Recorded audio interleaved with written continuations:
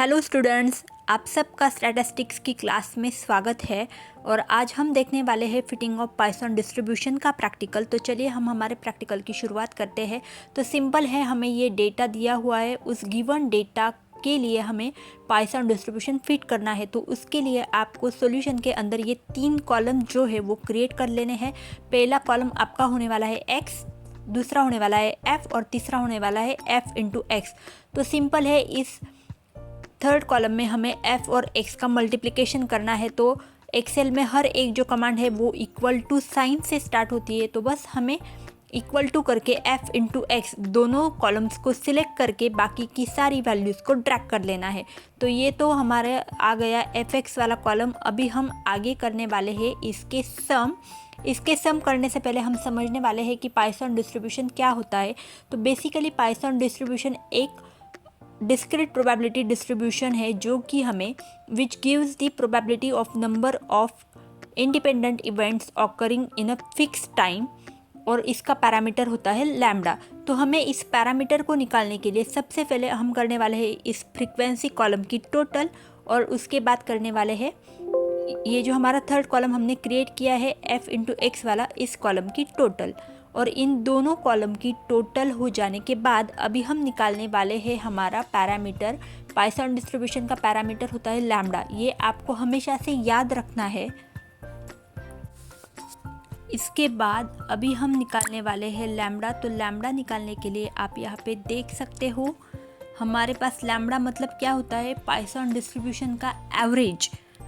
जो पैरामीटर हम किसे कहते हैं, जो हमारा हम एवरेज निकालने वाले हैं उसे ही हम पैरामीटर कहते हैं। तो पैरामीटर निकालने के लिए अभी आप पहुँचे हैं स्टेप 2 पे, और आप यहाँ पे देख सकते हो फ्रीक्वेंसी की टोटल हम कैपिटल N से डिनोट करते हैं, और आपका ये आ गया x bar equal to lambda. तो एवरेज का फॉर्मूला निकालने के लिए हमें क्या करना है, summation of fx upon summation f। Already हमने मेरे पहले वीडियो में मैंने आपको बताया है कि हम एवरेज कैसे निकालते हैं, तो आप उस वीडियो में जाके देख लेना। उसके बाद अभी हम निकालने वाले हैं e raise to minus lambda, ये हमें अभी आगे लगने वाला है। तो इसके लिए हमने क्या किया है, इक्वल टू करके exp यानी कि एक्सपोनेंशियल नाम का हमने फंक्शन टाइप किया है, और उसके बाद सिलेक्ट करके बस सिर्फ हमें लैम्डा की जो वैल्यू है वो निगेटिव साइन करके सिलेक्ट कर लेनी है और एंटर कर लेना है। तो ये तो हमारी आ गई तीनों वैल्यूज़। उसके बाद अभी हम पहुँचने वाले हैं स्टेप 3। स्टेप 3 बहुत ही इम्पॉर्टेंट है, और अभी स्टेप 3 में हम करने वाले हैं ये 4 कॉलम्स क्रिएट। और स्टेप 3 में ही हमें ये लगने वाला है recurrence relation of Python distribution. तो आप इसको आपके नोटबुक के अंदर नोट कर ले। और उसके बाद तो आप देख सकते हो स्टेप 3 के अंदर मैंने x की सारी वैल्यूज़ एंटर कर ली है, और अब हम निकालने वाले हैं लैम्डा अपॉन x प्लस 1 के लिए सारे वैल्यूज़। तो आप देख सकते हो हमारा जो लैम्डा है हमने ऑलरेडी वो निकाला हुआ है। तो सिंपल है, हमें ये आगे भी लगने वाला है, ये वैल्यू हमारी कांस्टेंट रहने वाली है। तो किसी भी कांस्टेंट वैल्यू के लिए हम डॉलर साइन का इस्तेमाल करते हैं। तो अभी आपको डॉलर साइन असाइन करना है। उसके बाद इस लैम्डा अपॉन x प्लस 1 इस फॉर्मेट को आपको फॉलो कर लेना है। लैम्डा अपॉन अभी हम क्या करने वाले हैं, x की वैल्यू क्या है, 0 प्लस 1। बस अभी हम इन दोनों वैल्यूज़ को सिलेक्ट कर लेंगे, और उसके बाद ब्रैकेट को क्लोज करके ये तो हमारी आ गई लैम्डा अपॉन x प्लस की वैल्यू करस्पॉन्डिंग टू 0। ऐसे ही करके अभी हम क्या करने वाले हैं, इन बाकी सारी वैल्यूज़ को ड्रैग कर लेने वाले हैं।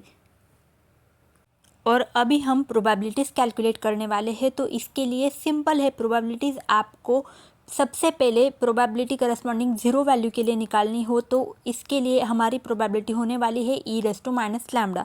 बस इसी वैल्यू को हम इस सेल के अंदर सिलेक्ट कर लेने वाले हैं। Now we are move to the second probability of x equal to 1। तो इसके लिए आपको क्या करना है, ऊपर दिए हुए रिकरेंस रिलेशन का यूज़ कर लेना है। तो सिंपल है, आपको अगर 1 की करस्पॉन्डिंग प्रोबेबिलिटी निकालनी हो तो आपको lambda upon x plus 1 into probability of x equal to 0, इन ऊपर वाली दोनों वैल्यूज़ को आपको सिलेक्ट करके मल्टीप्लिकेशन करना है। ये तो आ गई आपकी probability of x equal to 1। और सेम प्रोसीजर से आपको निकाल लेनी है probability of x equal to 2, 3 और 4 के लिए। सबसे इम्पॉर्टेंट है इन प्रोबेबिलिटीज़ को निकालने के लिए ये ऊपर दिया हुआ रिकरेंस रिलेशन। आपको ये रिकरेंस रिलेशन जो है वो अपनी नोटबुक के अंदर नोट कर लेना है और सेम मेथड से आपको प्रोबेबिलिटी करस्पॉन्डिंग टू वैल्यू 2, 3 और 4 के लिए निकाल लेनी है। सिंपल है, आपको इक्वल टू करके ऊपर वाले दोनों कॉलम्स की वैल्यूज़ को सिलेक्ट कर लेना है और बस उन दोनों का आपको मल्टीप्लिकेशन कर लेना है। तो ये तो हमारा अभी हो गया है प्रोबेबिलिटीज़ के कॉलम के बारे में, और अभी हम बढ़ने वाले हैं हमारे लास्ट कॉलम की तरफ, जो कि है एक्सपेक्टेड फ्रीक्वेंसीज वाला।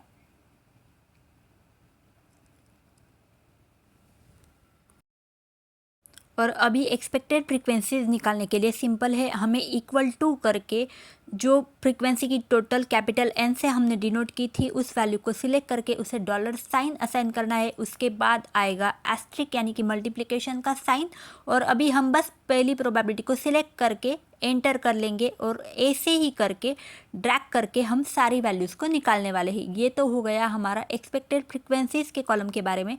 और अभी हम सारी मीन्स प्रोबेबिलिटी की कॉलम और एक्सपेक्टेड फ्रीक्वेंसी इन दोनों कॉलम का ऑटो सम लेने वाले हैं। और ये आपका हो गया पूरा फिटिंग ऑफ पाइथन डिस्ट्रीब्यूशन के बारे में। और अगर आपको चेक करना है कि आपके सारे कैलकुलेशंस करेक्ट है या नहीं, तो सिंपल है, इसके लिए दो क्राइटेरिया है। आपको पहला तो प्रोबेबिलिटी की टोटल इक्वल टू 1 आनी चाहिए, अप्रॉक्सीमेटली इक्वल टू 1 आनी चाहिए। ये आपको चेक करना है क्योंकि आपको पता है प्रोबेबिलिटी का अजम्पशन है कि प्रोबेबिलिटी लाइज बिटवीन 0 to 1 होती है।